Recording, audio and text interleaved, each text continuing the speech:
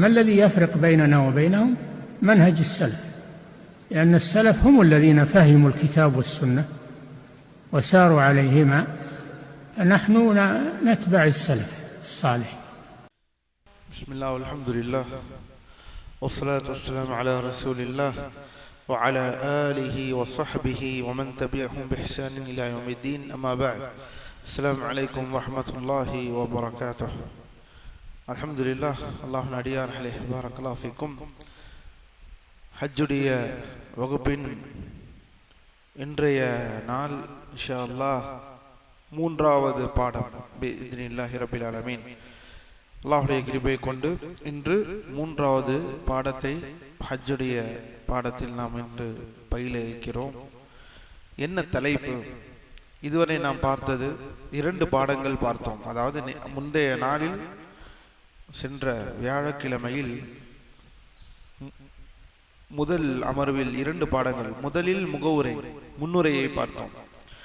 இரண்டாவது பாடம் என்ன பார்த்தோம் என்றால், இந்த ஹஜ் என்பது கடமையா? ஹஜ்ஜின் கடமை, அந்த ஹஜ் கடமையாவதற்கான ஆதாரங்கள், அதே போல் உம்ரா என்பதும் கடமை, அந்த கடமை என்பதற்கான ஆதாரங்கள் என்பதை பார்த்தோம்.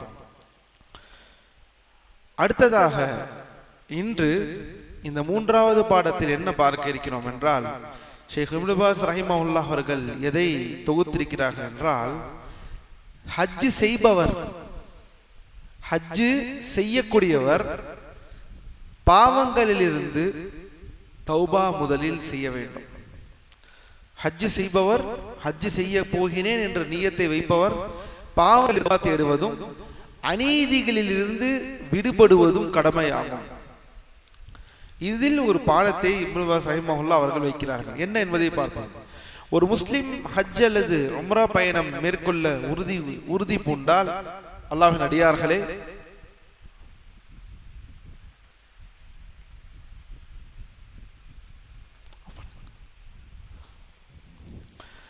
ஒரு முஸ்லிம் ஹஜ் அல்லது உம்ரா செய்ய பயணம் மேற்கொள்ள உறுதி பூண்டால், அவர் தனது குடும்பத்தாருக்கும் நண்பர்களுக்கும் வல்லமையும் கண்ணியமிக்க அல்லாஹை அஞ்சி நடக்குமாறு உபதேசம் செய்ய முஸ்தஹபாகும். உபதேசம் செய்ய வேண்டும். யார் உபதேசம் செய்ய வேண்டுமாம்? ஷேக் இப்னு பாஸ் சொல்கிறார்கள், யார் ஒருவர் ஹஜ்ஜுக்கு செல்கிறாரோ அவர் தன் குடும்பத்தாருக்கு நல்ல உபதேசம் செய்ய வேண்டும், தானும் நல்லபடியாக இருக்க வேண்டும், தன் குடும்பத்தாருக்கும் நல்ல உபதேசம் செய்ய வேண்டும். மேலும் அவர் தனக்கு சேர வேண்டியவை, அதாவது தனக்கு ஒரு பணம் கொடுக்க வேண்டியவை, தனக்கு இவர் பணம் கொடுக்க வேண்டும், இன்னார் எனக்கு இவ்வளவு தர வேண்டும் என்பதையும், தான் கொடுக்க வேண்டிய கடன்கள் ஆகியவற்றை எழுதி வைக்க வேண்டும். கடன்களை எழுதி வைக்க சொல்கிறார்கள். தனக்கு எவ்வளவு வர வேண்டும், நான் யாருக்கு தர வேண்டும். பாருங்கள், ஒரு ஹாஜி இன்ஷா அல்லாஹ் ஹஜ் செய்யக்கூடியவர் தனக்கு எவ்வளவு வர வேண்டும், தான் எத்தனை பேருக்கு கொடுக்க வேண்டும் என்பதை எழுதி வைக்க வேண்டும் என்று சொல்கிறார்கள். இதிலிருந்து என்ன தெரிகிறது என்றால், அல்லாஹ்வின் அடியார்களே, கடன் இருப்பவர் ஹஜ் செய்யலாமா? கடனாளிகள் ஹஜ் செய்யலாமா என்றால், கடனாளிகள் ஹஜ் செய்வதற்கு எந்த தடையும் இல்லை என்பது ஷேக் அவர்களுடைய இந்த கூற்றிலிருந்து நமக்கு விளங்குகிறது. ஏன் எந்த தடையும் இல்லை? அல்லாஹ்வின் அடியார்களே, கடன் ஹஜ்ஜை தடுக்காது. ஒருவர் கடன் பட்டிருக்கிறார், அதுவும் முக்கியமாக அந்த கடன் தவணையை அடையவில்லை, இந்த நாளில் கட்ட வேண்டும், 1 வருடம் கழித்து கட்டுங்க, அவருக்கு கால அவகாசம் இருக்கும். கடன் இருக்கு, கால அவகாசம் இருக்கும் பட்சத்தில் அவர் அந்த கடனை அந்த கால அவகாசத்திற்கு கட்டுவதில் எந்த தடையும் இல்லை. இதனால் பாருங்கள், ஷேக் இப்னு பாஸ் சொல்றார்கள், தனக்கு வர வேண்டியவை, தான் கொடுக்க வேண்டிய கடன்களை எழுதி வைத்து அதற்கு சாட்சிகளை ஏற்படுத்திக் கொள்வது அவசியமாகும். ஹஜ் பயணம் செய்வதற்கு முன்னால் இதை செய்ய வேண்டும். அவரது பாவங்களில் இருந்தும் களப்பற்ற முறையில் அவர் பாவ மன்னிப்பை தேட விரைய வேண்டும். இதுதான் முதல் விஷயம். அல்லாஹ்வின் அடியார்களே, தனக்கு எவ்வளவு வர வேண்டும், தான் எத்தனை பேருக்கு கொடுக்க வேண்டும் என்பதை எழுதி வைத்துவிட்டு பாவ மன்னிப்பை தேட வேண்டும். ஹஜ் செய்யக்கூடியவர் அல்லாஹ் தன் திருமறையில் கூறுகிறான், வதூபூ இலல்லாஹி ஜமீஆ, நீங்கள் நம்பிக்கையாளர்களே நீங்கள் அனைவரும் அல்லாஹ்விடம் தௌபா செய்யுங்கள். ஐயுஹல் முஃமினூன் லஅல்லகும் துஃப்லிஹூன், முஃமின்களே நீங்கள் பாவ மன்னிப்பை சேருங்கள், இதனால் நீங்கள் வெற்றி அடைவீர்கள் என்று அல்லாஹ் சொல்கிறான். மேலும் அல்லாஹ்வின் அடியார்களே, தௌபாவின் அந்த பாவ மன்னிப்பு என்றால் பாவங்களை விட்டு விலகுவதும் அவற்றை கைவிடுவதும் கடந்த காலத்தில் செய்ததற்காக வருந்துவதும் மீண்டும் அதை மறுபடியும் செய்யாமல் இருப்பதும், இதுதான் பாவங்களை தௌபா. இதுதான் தௌபா. தௌபா என்றால் பாவங்களை விட்டு விலகி இருப்பது, அவற்றை உடனடியாக கைவிட வேண்டும், அதை கடந்த காலத்தில் செய்ததற்காக வருந்த வேண்டும், மீண்டும் அவற்றில் ஈடுபடாமல் இருக்க வேண்டும். இதுதான் தௌபா. தௌபா என்பது அல்லாஹ்வின் அடியார்களே, நான் ஒரு சடங்காக தௌபா அத்தூபு இலல்லாஹ் அஸ்தக்ஃபிருல்லாஹ், இது அப்படி அல்ல. அது ஒரு புது வாழ்க்கை. தௌபா என்பது வாழ்க்கையில் எடுக்கக்கூடிய ஒரு புது முடிவு, ஒரு புதிய சகாப்தம். இதற்கு முன்னால் இந்த பாவத்தை செய்தேன், இனி என் வாழ்க்கை மாறுகிறது, இதை நான் செய்ய மாட்டேன். அதுதான் தௌபா. அதற்கு வழிவகுக்கக்கூடிய எல்லா விஷயங்களையும் அகற்றி இருக்க வேண்டும். தௌபா செய்கிறேன் என்று சொல்லிவிட்டு எந்த பாவத்தை செய்ததற்கு தூண்டுதலாக உங்களை சுற்றி பொருள்களும் உங்களை சுற்றி அதே சுற்றுச்சூழல் இருந்து தௌபாவை கேட்டுவிட்டு அதே சூழல் நீங்கள் இருந்தால் எப்படி? இதை நன்கு கவனித்துக் கொள்ளுங்கள் அல்லாஹ்வின் அடியார்களே, பாரக்கல்லாஹு ஃபீக்கும். மேலும் ஷேக் சொல்கிறார்கள், மேலும் ஒருவரிடம் பிற மனிதர்களின் உயிர், கவனியுங்கள், ஹஜ் செய்பவர் கவனமாக, பிற மனிதர்களின் உயிர், பொருள் அல்லது கண்ணியம், அதாவது உயிர் செல்வம் அல்லது கண்ணியம் சம்பந்தமான அநீதிகள் இருந்தால், ஏதாவது அநீதி செய்திருப்போம், அல்லாஹ் பாதுகாக்க வேண்டும், காசை எடுத்திருப்போம், அவதூறு பேசியிருப்போம், நாம் அவர்கள் செல்வத்தை எடுத்திருப்போம், அவதூறு பேசியிருக்கலாம், அவர் உயிர் சம்பந்தப்பட்ட விஷயமாக இருக்கலாம், அவர் தனது பயணத்திற்கு முன்னதாகவே அவற்றை உரியவர்களிடம் ஒப்படைக்க வேண்டும் அல்லது அவர்களிடம் மன்னிப்பை பெற்றுக் கொள்ள வேண்டும். ஒன்று, எதை திருப்பி ஒப்படைக்க வேண்டும்? பொருளாக இருந்தால் என்ன செய்ய வேண்டும்? திருப்பி அதை ஒப்படைத்து விட வேண்டும், அந்த அநீதியை. எந்த பொருளை அநீதியாக அவரிடம் பிடுங்கினீர்களோ அதை அவரிடம் ஒப்படைக்க வேண்டும். சரி, இல்லை, நான் அவரை பற்றி நான் புறம் பேசியிருக்கிறேன், அவருக்கு நான் வேறு இடத்தில் அநீதி செய்திருக்கிறேன் என்றால் அவரிடம் சென்று அவரை பார்த்து அவரிடம் அந்த பாவ மன்னிப்பை பெற்றுக்கொள்ள வேண்டும். என்னை மன்னித்து விடுங்கள், அல்லாஹ்வுக்காக என்னை மன்னித்து விடுங்கள் என்று சொல்லி அநீதிகளிலிருந்து விலகிவிட வேண்டும் என்றே சொல்கிறார்கள். அல்லாஹ் நம்மை நேர்வழியிலே செலுத்துவானாக. ஏனெனில் நபி ஸல்லல்லாஹு அலைஹி வஸல்லம் ஹதீஸை இந்த இடத்திலே மேற்கோள் காட்டுகிறார்கள் ஷேக் குர்பாஸ் அவர்கள். எவரிடமாவது, அல்லாஹ்வின் தூதர் சொல்கிறார்கள், எவரிடமாவது தன் சகோதரனுக்கு செய்ய வேண்டிய அநீதியோ அல்லது கண்ணியம் தொடர்பான அநீதியோ இருந்தால், ஒரு தீனாரோ திர்ஹமோ எதுவும் எந்த காசும் பயனளிக்காத மறுமை நாள் வருவதற்கு முன்னரே அவரிடமிருந்து இன்றே மன்னிப்பு பெற்றுக் கொள்ளட்டும். அவரிடம் இன்றே அவர் மன்னிப்பு பெற்றுக் கொள்ளட்டும். அல்லாஹ் நம்மை நேர்வழியிலே செலுத்துவானாக. அல்லாஹ்வின் அடியார்களே, பாரக்கல்லாஹு ஃபீஹும். மேலும் பாருங்கள், கபல அல்லா யகுன தீரானன் வலா தர்ஹிமா இன் கான லஹு அமலுன் சாலிஹ், அந்நாளில் அவரிடம் நற்செயல்கள் இருந்தால், சரி அநீதி செய்கிறோம், அல்லாஹ் நம்மை பாதுகாப்பானாக, அவரை மறுபடியும் பார்த்து மன்னிப்பை நாம் பெறவில்லை, என்ன ஆகும்?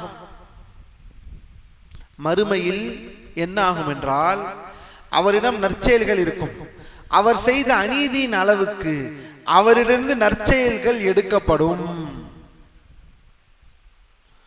யாரு? அநீதி செய்தவரிடம் இருந்து.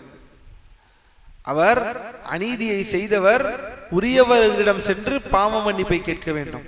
என்னை மன்னித்து விடுங்கள், என்னை மன்னித்து விடுங்கள் என்று கேட்க வேண்டும். இது எதுவும் அவர் செய்யவில்லை என்றால் மறுமையில் அவர் நன்மைகளில் இருந்து அவர் செய்த அநீதிக்கு ஏற்ப அமல்கள் அவரிடமிருந்து எடுக்கப்படும். தான் செய்த அமல்களை இழப்பார். இந்த பூமியில் தான் செய்த நல்ல அமல்களை அவர் இந்த பூமியில் பிறருக்கு செய்த அநீதியினால் அந்த அமல்களை இழப்பார். சரி, நற்செயல் அவரிடம் இல்லை. இப்போது என்ன ஆகும்? அவரிடம் நற்செயல்களே இல்லை எடுத்து குறைப்பதற்கு. உலமாக்கள் சொல்கிறார்கள், பாரக்கல்லாஹு ஃபீக்கும், அவரிடம் நன்மைகள் இல்லை என்றால், அல்லாஹ்வின் தூதர் ஸல்லல்லாஹு அலைஹி வஸல்லம் சொல்கிறார்கள், அவரிடம் நன்மைகள் இல்லை என்றால் பாதிக்கப்பட்டவரின் தீமைகள் எடுக்கப்பட்டு அநீதி இழைத்தவர் மீது சுமத்தப்படும். புகாரி பதிவு செய்யப்பட்ட ஹதீஸ். நன்மை அவரிடம் இருந்தால் அவரிடமிருந்து எடுத்து விலக்கப்படும். சரி, அவரிடம் நன்மை இல்லை எடுப்பதற்கு. அப்படி என்றால் பாதிக்கப்பட்டவரின் தீமையை எடுத்து சுமந்து கொள்ள வேண்டும். நாம் செய்யக்கூடிய தீமைக்கே பதில் சொல்ல முடியாது. அடுத்தவர்களின் தீமை சுமப்பதா? அடுத்தவர்களின் பாவங்களை நாம் சுமப்பதா? அல்லாஹ் நம்மை பாதுகாப்பானாக. எனவே ஒருவர் தனது ஹஜ் மற்றும் உம்ராவிற்காக அல்லாஹ்வின் அடியார்களை கவனமாக பாவ மன்னிப்பை தேடுங்கள். பாவ மன்னிப்பு விஷயத்தில் கவனமாக இருங்கள் அல்லாஹ்வின் அடியார்களே. அல்லாஹ் நம்மை நேர்வழியிலே செலுத்துவானாக. பின்பு சொல்கிறார்கள் ஷேக் அவர்கள், ஒருவர் தனது ஹஜ் மற்றும் உம்ராவிற்காக ஹலாலான செல்வம், ஹலாலான செல்வத்திலிருந்து தூய்மையான பொருட்செலவை தேர்ந்தெடுத்துக் கொள்ள வேண்டும். தூய்மையான பொருட்செலவை, பொருளாதாரத்தை அவர் தேர்ந்தெடுத்துக் கொள்வது அவசியமாகும்.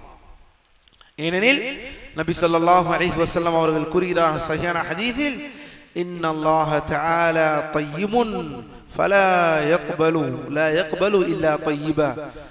அல்லாஹ் நிச்சயமாக நல்லவன், தூயவன், அவன் தூய்மையானவற்றை தவிர வேறு எதையும் ஏற்றுக்கொள்ள மாட்டான். அல்லாஹ் தூய்மையானவன், அவன் தூய்மையானவற்றை தவிர வேறு எதுவும் ஏற்றுக்கொள்ள மாட்டான். அதனால தான் உலமாக்கள் சொல்வார்கள், பயண செலவு பொருளாதாரம் ஹலாலான பொருளாதாரமாக இருக்கின்றதா, உழைத்த பொருளாதாரம் ஹலாலான பொருளாதாரமாக இருக்கிறதா என்பதை பார்க்க சொல்கிறார்கள் உலமாக்கள். கவனம் அல்லாஹ்வின் அடியார்களே. மேலும் பாருங்கள், கவனியுங்கள். இமாம் தபரானி ரஹிமஹுல்லாஹ் அவர்கள் பதிவு செய்யக்கூடிய ஒரு ஹதீஸ் அபூ ஹுரைரா அவர்கள் வழியாக அறிவிக்கிறார்கள். அல்லாஹ்வின் தூதர் ஸல்லல்லாஹு அலைஹி வஸல்லம் அவர்கள் கூறுகிறார்களாம், கவனியுங்கள், ஒரு மனிதன் தூய்மையான ஹலாலான செல்வத்தோடு ஹஜ்ஜிற்கு புறப்படுவார். ஹஜ்ஜிற்கு புறப்பட்டு தனது காலை வாகனத்தின் கால் மீதியில் வைப்பார். அதாவது ஒட்டகம் அல்லது அந்த பிராணியின் கால் மீதியில் வைத்து லப்பைக் அல்லாஹும்ம லப்பைக் என்று கூறுவார். இறைவா, உனது அழைப்பை ஏற்று இதோ வந்து விட்டேன் என்று அழைக்கும் போது வானத்திலிருந்து ஒரு அழைப்பாளர் அவரை நோக்கி, வானத்திலிருந்து ஒரு அழைப்பாளர், யார்? ஹலாலான பொருளாதாரத்திற்கு ஹஜ்ஜிற்கு கிளம்புபவர். ஹலாலான பொருளாதாரத்தை கொண்டு ஹஜ்ஜுக்கு. இன்று பாருங்கள் அல்லாஹ்வின் அடியார், அல்லாஹ் நம்மை பாதுகாப்பானாக. பணவீக்கமால் பணம் என்பதற்கு இன்று மதிப்பே இல்லாத காரணத்தினால் அந்த ஹஜ்ஜு செய்யக்கூடிய அந்த மாண்பு, அந்த ஹஜ்ஜுக்கென்ற ஒரு மாண்பு, அந்த ஹஜ்ஜுக்கென்ற ஒரு கண்ணியம், அது எல்லாம் இன்று கொஞ்சம் கொஞ்சமாக குறைவதை நாம் தெளிவாக பார்க்கிறோம். ஹலாலான வியாபாரம் செய்யவில்லை என்றால் எப்படி நீங்கள் செய்யக்கூடிய பொருளாதாரம் ஹலாலாக அமையும்? உங்களுடைய பொருளாதாரம் எப்படி ஹஜ்ஜுக்கு செய்ய வேண்டிய பொருளாதாரம் ஹலாலாக அமையும்? நீங்கள் ஹலாலான உங்கள் வியாபாரத்தை செய்யவில்லை என்றால்.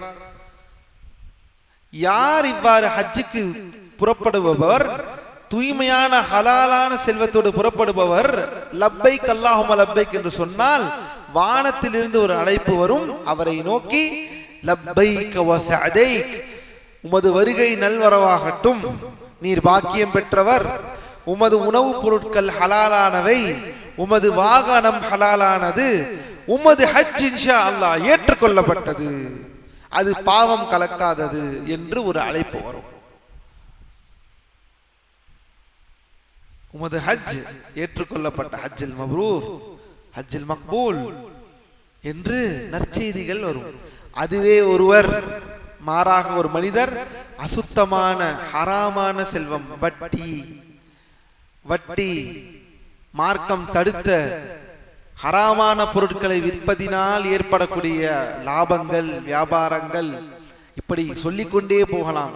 ஹராமான செல்வத்தோடு புறப்பட்டு தனது வாகனத்தை கால்மதியில் வைத்து லப்பைக் அல்லாஹும்ம லப்பைக் என்று சொன்னால் அவருக்கும் வானத்திலிருந்து ஒரு அழைப்பாளர் அவரை நோக்கி லா லப்பைக வலா சஅதைக், உமது வருகை ஏற்கப்படவில்லை, நீர் பாக்கியத்தையும் பெறவில்லை, உமது உணவுப் பொருட்கள் ஹராம், உமது செலவினங்கள் ஹராமாயின, உமது ஹஜ்ஜு ஒப்புக்கொள்ளப்படாது என்று அழைப்பார்கள்.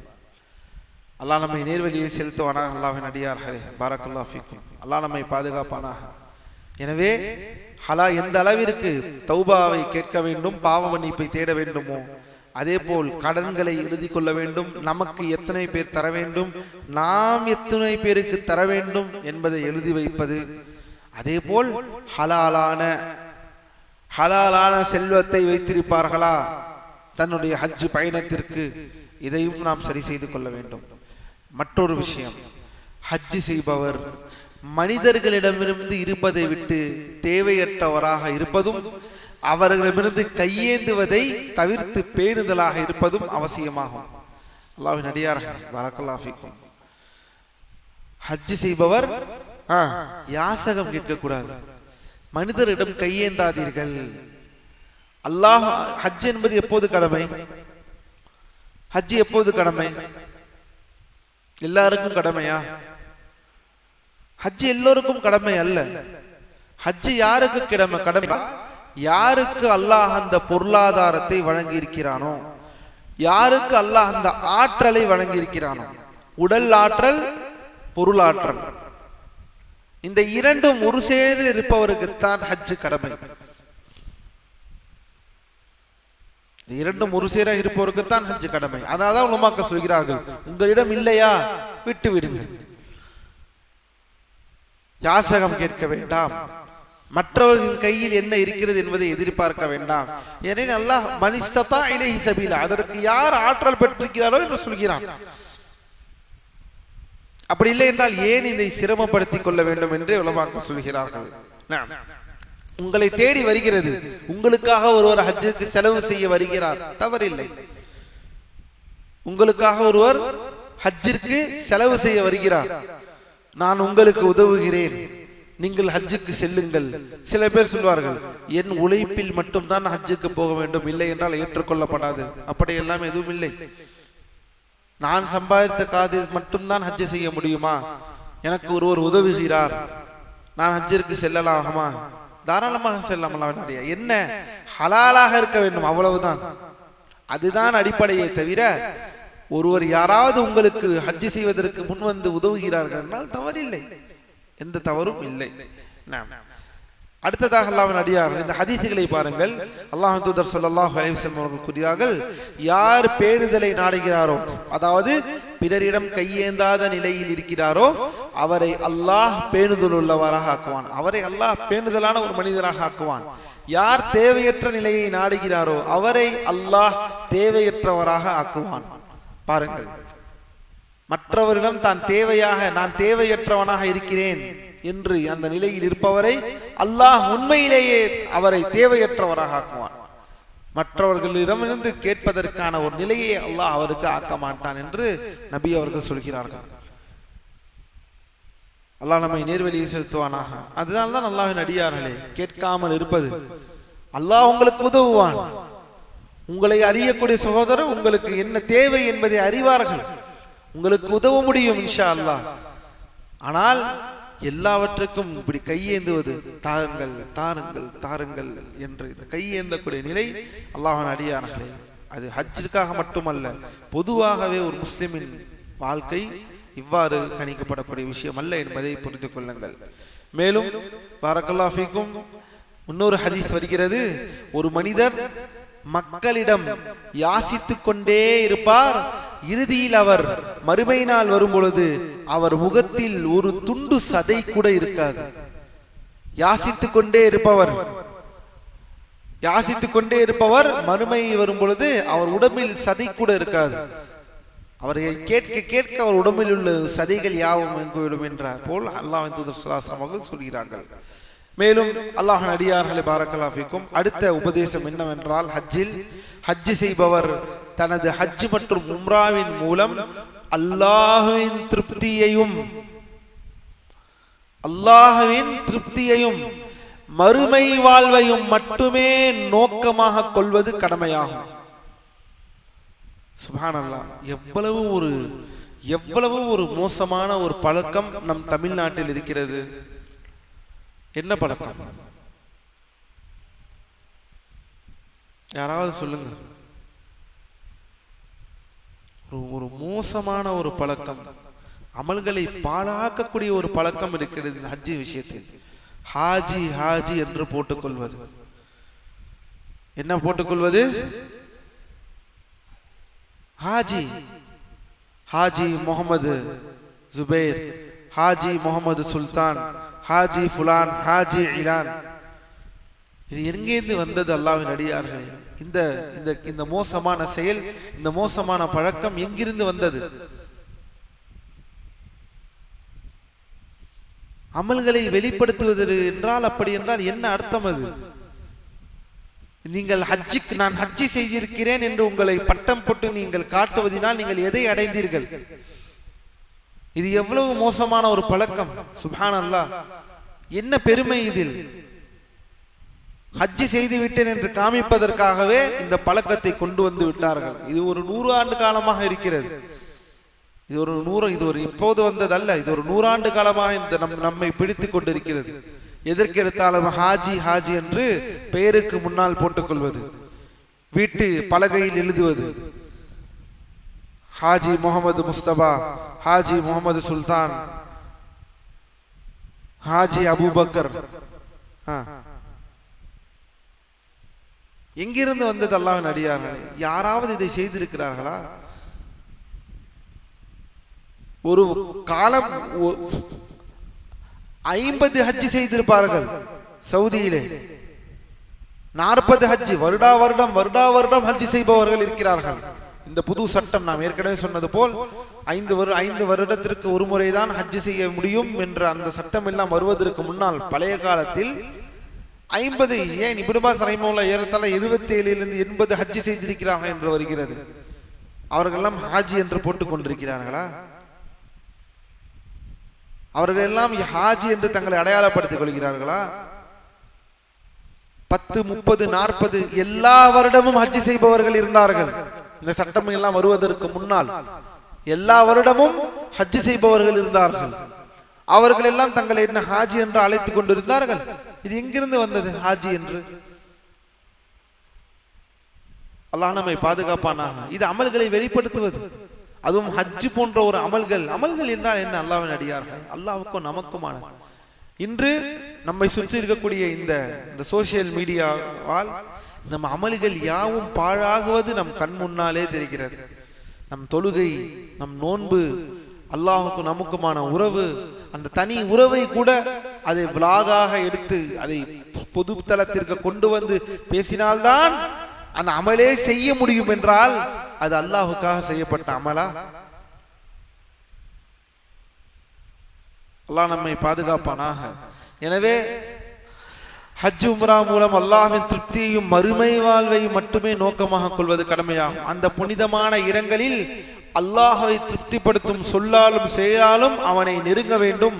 தனது ஹஜ்ஜின் மூலம் இவ்வுலகையும் அதன் அற்ப சுகங்களையும், ஹாஜி என்று போடுவது அற்ப சுகம் அல்லவா? ஹாஜி என்று போடுவது எதை நீங்கள் அறிந்து, எதை நீங்கள் பெற்றீர்கள், எதை நீங்கள் வென்றீர்கள்? உங்களை எல்லோரும் இவர் ஹஜ்ஜி செய்திருக்கிறார் என்ன, மற்றவர்களுக்கு நீங்கள் ஹஜ்ஜி செய்தவர்கள் என்பதை காட்டுவதில் என்ன இருக்கிறது? அல்லாஹ்வின் அடியார்களே, அல்லாஹ் நம்மை நேர்வழியிலே செலுத்துவானாக. தனது ஹஜ்ஜின் மூலம் இவ்வுலகையும் அதன் பிற சுகங்களையும் அல்லது முகஸ்துதிகளையும் புகழையோ அல்லது பெருமையோ நாடுவதை விட்டு அவர் மிகவும் எச்சரிக்கையாக இருக்க வேண்டும். பாருங்கள், பெருமை, முகஸ்துதி இது எல்லாம் இல்லாமல் இருக்க வேண்டும். ஏனெனில் இவை மோசமான நோக்கங்களாகும், தீய நோக்கங்களாகும். மேலும் இவை செயல்கள் அழிவதற்கும், எந்த அமல் செய்கிறோமோ அந்த அமல் அழிவதற்கும் அவை ஏற்றுக்கொள்ளாமல் போவதற்கும் காரணமாகிவிடும். எது காரணமாகிவிடும்? இதே பாவம் காரணமாகிவிடும். எனவே அல்லாஹ்வின் அடியார்களை பாரக்கல்லாஹு ஃபீக்கும் கவனம். இந்த வசனத்தை பாருங்கள், சூரத்துல் ஹூதிலே அல்லாஹ் சொல்கிறான், மன் கான யுரீதுல் ஹயாத்தத் துன்யா வ ஸீனதஹா நுவஃபி இலைஹிம் அஅமாலஹும் ஃபீஹா வ ஹும் ஃபீஹா லா யுப்ஹஸூன். அல்லாஹ் தன் திருமறையில் சொல்கிறான், எவர் இவ்வுலக வாழ்க்கையும் அதன் அலங்காரத்தையும் நாடுகிறாரோ அவர்களுடைய செயல்களுக்குரிய அந்த பலனை இவ்வுலகிலேயே நாம் அவர்களுக்கு முழுமையாக கொடுத்து விடுவோம். அல்லாஹ் நம்மை பாதுகாப்பானாக. எவர் இந்த பூமியில் இந்த வாழ்க்கை இந்த உலக வாழ்க்கையும் அதன் அலங்காரத்தையும் நாடுகிறாரோ அவருடைய செயல்களுக்குரிய பலன்களை இவ்வுலகிலேயே நாம் அவருக்கு முழுமையாக கொடுத்து விடுவோம். மறுமையில் எந்த பலனும் இருக்காது. ஹஜ்ஜி செய்கிறீர்களா, என்னை ஹாஜி ஹாஜி என்று சொல்ல வேண்டுமா, அந்த பலனை எடுத்துக்கொள்ளுங்கள். உம்ரா செய்கிறீர்களா, போட்டோ வீடியோ அப்படி இப்படி, நான் இங்கே போனேன், நான் இங்கே செய்தேன், நான் தவாஃப் செய்தேன் என்று உங்களையே நீங்கள் அழித்துக் கொள்கிறீர்களா, எடுத்துக்கொள்ளுங்கள். ஆனால் மறுமையில் என்ன நன்மை இருக்கிறது? அதுதான் அல்லாஹ் சொல்கிறான், உலகத்திலே அவர்களுக்கு நாம் கொடுத்து விடுவோம், அதில் அவர்களுக்கு குறையும் செய்யப்பட மாட்டாது. அத்தகையோருக்கு மறுமையில் நரக நெருப்பை தவிர வேற எதுவும் இல்லை. அவர்கள் இங்கு செய்வதை யாவும் அழிந்து விட்டன.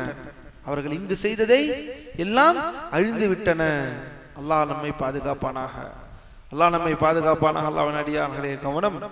மேலும் அல்லாஹ் கூறுகிறான், யார் இந்த அவசரமான இவ்வுலக வாழ்க்கையை நாடுகிறாரோ நாம் நாடுவோருக்கு நாம் நாடுவதை இவ்வுலகிலேயே விரைவாக கொடுத்து விடுவோம். இந்த பூமி தான் உங்கள் நோக்கமா? இந்த பூமியை எடுத்துக்கொள்ளுங்கள். நான் அந்த அமல் செய்தேன், நான் இந்த அமல் செய்தேன், ஹஜ்ஜுக்கு செல்கிறேன், ஹஜ்ஜு எனக்கு அல்ஹம்துலில்லாஹ் நம்ம 2 ஹஜ்ஜு செஞ்சிட்டோம், நம்ம 3 ஹஜ்ஜு செஞ்சிட்டோம். எதற்காக வெளிப்படுத்துகிறீர்கள் அல்லாஹ்வின் அடியார்களே? அமல்களை அடிப்படையிலே வெளிப்படுத்துவது கூடாது. அதுவும் உங்களுக்கு ஒரு எடுத்துக்காட்டு சொல்கிறேன். நாம் தொழக்கூடிய முன் சுன்னத் பின் சுன்னத் தொழுகைகள், அது சிறந்த தொழுகை, சிறந்த நேரம் எது, சிறந்த இடம் எது தொழுவதற்கு? முன் சுன்னத்துகள் பின் சுன்னத்துகள் சிறந்த நேரம் எது தொழுவதற்கு? சிறந்த இடம் எது? வீடு, பள்ளிவாசல் அல்ல. ஏன்? ஒரு முஸ்லிம் தனது அமலை எவ்வளவுக்கு எவ்வளவு மறைக்க முடியுமோ அவ்வளவுக்கு அவ்வளவு மறைக்க வேண்டும். எதை வெளிப்படுத்தி தான் ஆக வேண்டும் என்று இருக்கிறதோ அதை தான் வெளிப்படுத்த வேண்டும். அது முக்கியமானது ஐவேளை தொழுகை. ஐவேளை தொழுகை முஸ்லிம்கள் சங்கமித்து தொழுவ வேண்டும். அதற்காக அவன் அதை வெளிப்படுத்துகிறான். வலது கை கொடுப்பது இடது கைக்கு தெரியாது, இடது கைக்கே தெரியக்கூடாது என்றால் உலகத்திற்கே நீங்கள் தாரத்தம்பத்தை அடித்து சென்றால் வலது கைக்கு கொடுப்பது எதுக்கு தெரியக்கூடாதாம்? இடது கைக்கு தெரியக்கூடாது. அப்படி என்றால் பூமியில் இருப்பவர்களுக்கு எப்படி? அல்லாஹ் நம்மை பாதுகாப்பானாக. அல்லாஹ்வின் அடியார்களே கவனம். இந்த ஹாஜி என்று எழுதப்பட்ட இதையெல்லாம் வன்மையாக நாம் இதெல்லாம் எதிர்க்க வேண்டும், மக்களிடம் எடுத்து சொல்ல வேண்டும். இதையெல்லாம் போடாதீர்கள். ஹாஜி என்று போட்டு உங்களை அது அல்லாஹுக்கான நீங்கள் செய்த அமல், உங்களுடைய உடலாற்றலையும் உங்களுடைய பொருளாதாரத்தையும் அல்லாஹ்விற்காக செலவு செய்து அந்த அமலை பாதுகாக்க வேண்டாமா? அல்லாஹ் நம்மை நேர்வழி செலுத்துவானாக. அல்லாஹ்வின் அடியார்களே கவனமாக இருக்க வேண்டும். அடுத்ததாக பாருங்கள், மேலும் அல்லாஹ் சொல்கிறான் திருமறையில் சூரத்துல் இஸ்ராவிலும், யார் மறுமையை நாடி ஒரு முஃமினாக இருந்து அதற்காக செய்ய வேண்டிய முயற்சியும் செய்கிறாரோ அத்தகைய ஒரு முயற்சி அல்லாஹ்விடத்தில் அங்கீகரிக்கப்பட்டதாக இருக்கும். நபி ஸல்லல்லாஹு அலைஹி வஸல்லம் அவர்கள் சொல்கிறார்கள், கால அல்லாஹு தஆலா, கவனியுங்கள், நீங்கள் இவ்வாறு பெருமை அடித்து மக்களிடம் முகஸ்துதி காமித்து செய்யக்கூடிய அமல்களுக்கு அல்லாஹ் தேவையுடையவனாக இருக்கிறானா? அல்லாஹ் என்ன சொல்கிறான்? அல்லாஹ் தூதர் அறிவிக்கிறார்கள், அன அக்ன ஷுரகாய் அனி ஷிர்க். அல்லாஹ் கூறுகிறான், இணை வைப்பாளர்களின் இணையை வைத்து நான் தேவையற்றவன். எனக்கு அவன் இணை வைத்து என்னை வணங்குவதற்கு நான் தேவையற்றவன். நீ ஊருக்காக காட்டி எனக்கு நீ ஹஜ்ஜி செய்வதற்கு நான் தேவையற்றவன். எவரேனும் ஒரு செயலை செய்து அதில் என்னுடன் மற்றொன்றை இணையாக்கினால், கவனியுங்கள், எவையேனும் ஒருவர் ஒரு செயலை செய்து அந்த செயலில் என்னுடன் மற்றொன்றை இணையாக்கினால், இங்கு மற்றொன்றை இணையாக்கினால் என்றால் என்ன? அல்லாஹ்வின் அடியார் வெறுமன் அல்லாஹ்விற்கு இணை வைக்கக்கூடிய செயல்களை மட்டும் அல்ல, முகஸ்துதி, அந்த செயலை அல்லாஹ்வுக்காகவும் செய்வது, பிறகு திரும்பி வந்தால் ஊருக்காக செய்வது,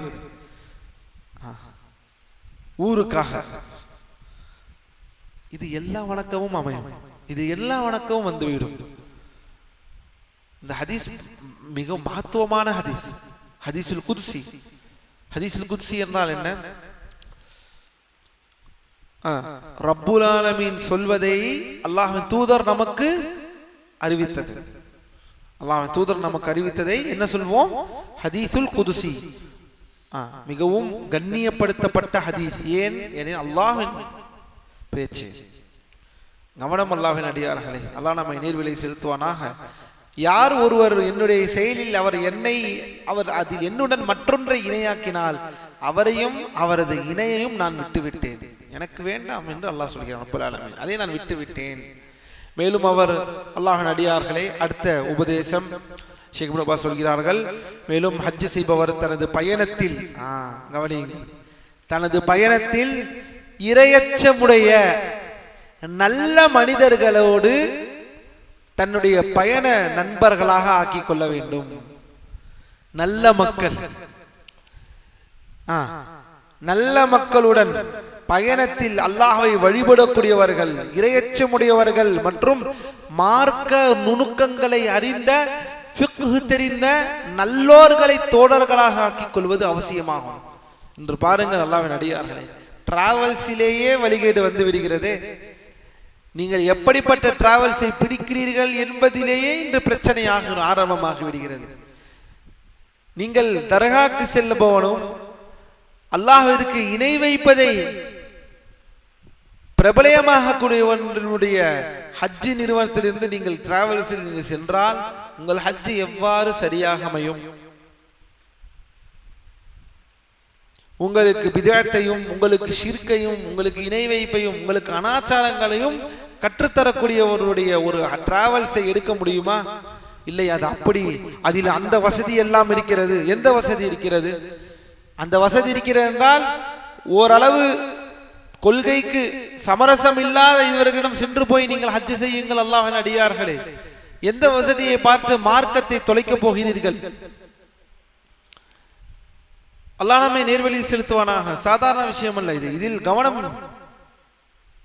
ஏனெனில் உலமாக்கள் சொல்கிறார்கள், நல்ல மக்கள், மார்க்க நுணுக்கங்களை அறிந்த மக்கள், இவர்களுடன் தான் நீங்கள் ஹஜ் பயணத்தை மேற்கொள்ள வேண்டும். பாருங்கள், அறிவற்றவர்கள், அறிவில்லாதவர்கள் மற்றும் பாவிகளுடன் இந்த பயணத்தில் தோழமை கொள்வதை விட்டு எச்சரிக்கையாக இருக்க வேண்டும். பாவிகள் இங்கேதான் துனியாவை பேசியிருக்கிறார் என்றால், ஹஜ்ஜுக்கு பயணத்தில் செல்லும் பொழுதும், உம்ரா ஹஜ்ஜுக்கு செல்லும் பொழுதும் இதே போல துனியாவை பற்றியே பேசிக் கொண்டிருக்கிறார், பிரோஜனமான இல்லாத விஷயங்களை பேசிக் கொண்டிருக்கிறார் என்றால் அவருடன் நீங்கள் எப்படி செல்வது?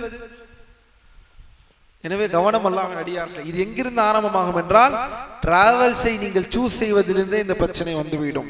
அல்லாஹ் நம்மை பாதுகாப்பானாக. தனது ஹஜ் மற்றும் உம்ராவில் மார்க்கம் எதனை ஏவியுள்ளதோ அதனை அவர் கற்றுக்கொள்வதும் இது அடுத்து.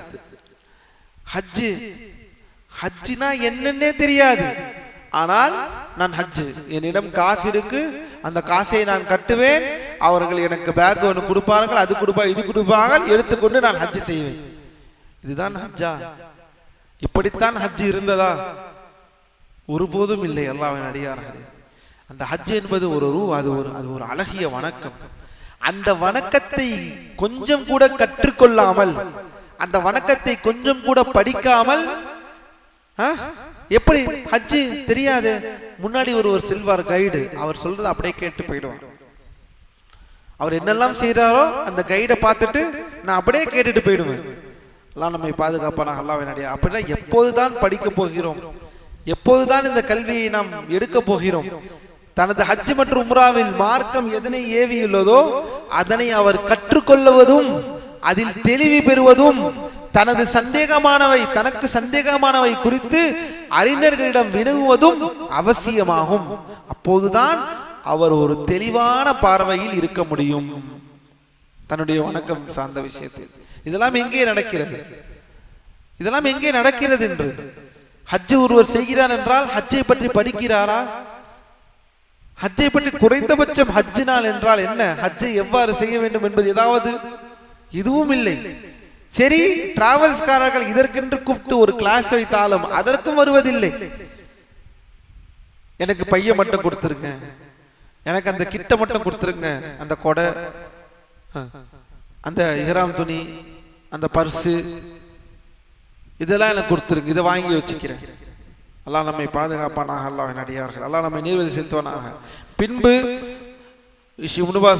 சொல்கிறார்கள், ஹஜ் செய்யக்கூடியவர் அவர் தனது வாகனம் அல்லது கார் அல்லது விமானம் அல்லது இதர வாகனங்களில் ஏறி அமரும் போது பிஸ்மில்லாஹ் என்று கூறி ஏறும். இப்போது ஹஜ் பயணம் ஆரம்பமாகிறது. இப்போது என்ன ஆரம்பமாகிறது?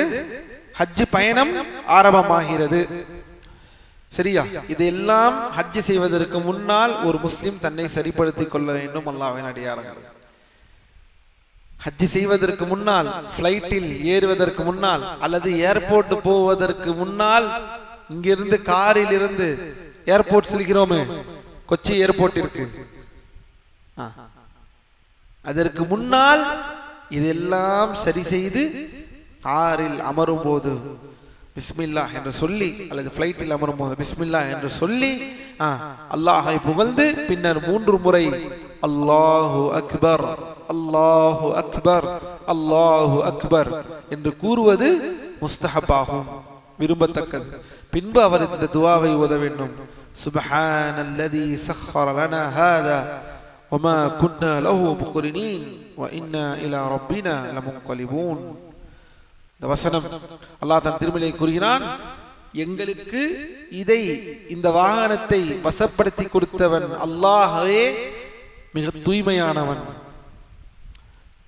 காரு நீங்க சொல்லியா ஓடுது, பிளைட் நீங்க சொல்லியா பறக்குது, இதை வசப்படுத்தி கொடுத்தது யார்? அல்லாஹ். அவனே பரிசுத்தமானவன், அவனுக்கே இந்த புகழ், அல்லாஹ்விற்கே இந்த புகழ். பின்பு இந்த துஆவை ஓத வேண்டும். அல்லாஹும்ம இன்னி அஸ்அலுக ஃபீ சஃப்ரினா ஹாதா அல் பிர்ர வத் தக்வா வ மினல் அமலி மா தர்தா. இந்த துஆ அனைவருக்கும் தெரியும். اللهم هون علينا سفرنا هذا واطوي عنا بعده. اللهم أنت الصاحب في السفر والخليفة في الأهل. اللهم إنا نعوذ بك من وعثاء السفر وكآبة المنظر وسوء المال والمنقلب وسوء المنقلب في المال والأهل. إذن الدعاء إن இறைவா ரப்பே என் அல்லாஹ், எனது இந்த பயணத்தில் நன்மையையும் இறையச்சத்தையும் நீ பொருந்தி கொள்ளும் செயலையும் உன்னிடத்தில் நான் வேண்டுகிறேன்.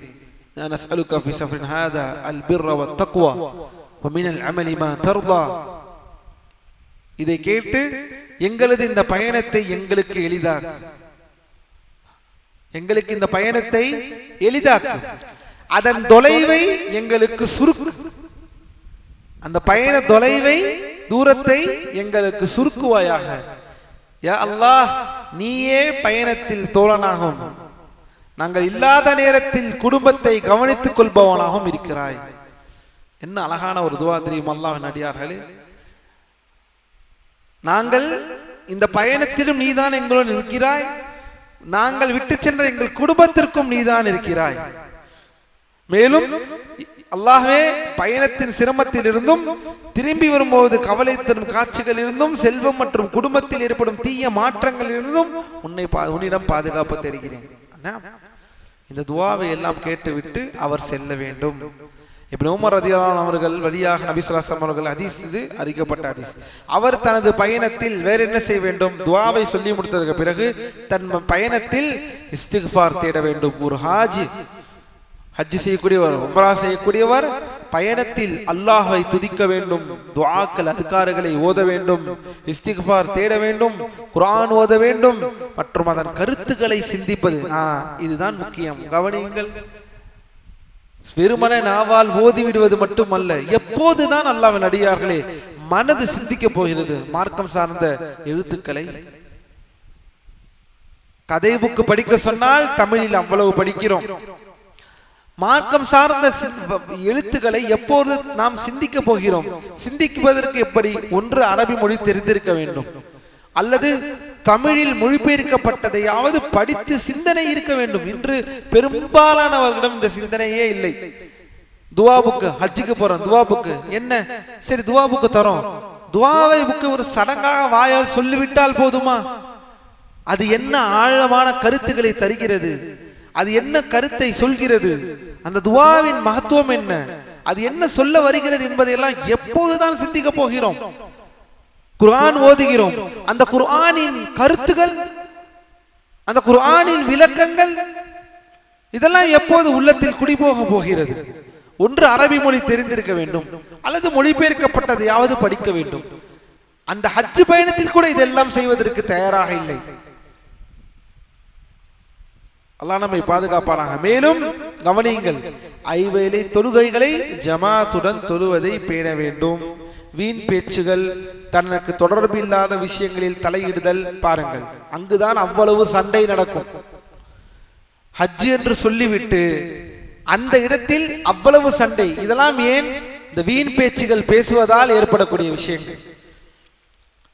வீண் பேச்சுகளை தவிர்த்து விடுங்கள் அல்லாஹ்வின் அடியார்களே. மேலும் கேலி கிண்டல்கள் ஆகியவற்றிலிருந்தும் நம் நாவை பாதுகாத்துக் கொள்ள வேண்டும். அதே போல் பொய் பேசுதல், புறம் பேசுதல், கோல் சொல்லுதல், தனது தோழர்களையோ அல்லது பிற முஸ்லிம் சகோதரர்களையோ ஏளனம் செய்தல், இதெல்லாம் நடக்கும். பஸ்ஸில், ட்ரெயினில், பிளைட்டில். அல்லாஹ் நம்மை பாதுகாக்க வேண்டும். அவர் தனது தோழர்களுக்கு நன்மை செய்வதும் அவர்களுக்கு தொல்லை தராமல் இருப்பதும் தனது சக்திக்கேற்ப அழகிய உபதேசத்தோடு நன்மையை ஏவி தீமையை தடுப்பது அவசியமாகும். அல்ஹம்துலில்லாஹ். இதுவே அல்லாஹ்வின் அடியார்களே, ஹஜ் செய்யக்கூடிய ஒரு ஹாஜ் செய்ய வேண்டிய விஷயங்கள், பேண வேண்டிய விஷயங்கள். அல்லாஹ் நம்மை நேர்வழியிலே செலுத்துவானாக. அல்லாஹ் நம்மை பாதுகாப்பானாக. இதன் பால் சரியான முறையில் ஹஜ்ஜை செய்யக்கூடிய சமூகமாக அல்லாஹ் நம்மை ஆக்கி அருள் புரிவானாக. அல்லாஹ் நாடினால் நாளை மீகாத்தை அடைந்ததும் ஹஜ் செய்பவர் செய்ய வேண்டியவை. நாளையுடைய வகுப்பு இதுவரை நாம் பார்த்திருப்பது, அல்லாஹ்வின் அடியார்களே, ஹஜ் செய்வதற்கு முன்னால் என்ன செய்ய வேண்டும். ஹஜ் செய்பவர் ஒரு ஹாஜ், அதை தொடங்குவதற்கு முன்னால் அவர் என்னெல்லாம் செய்ய வேண்டும் என்பதை பார்த்தோம், வரிசையாக பார்த்தோம்.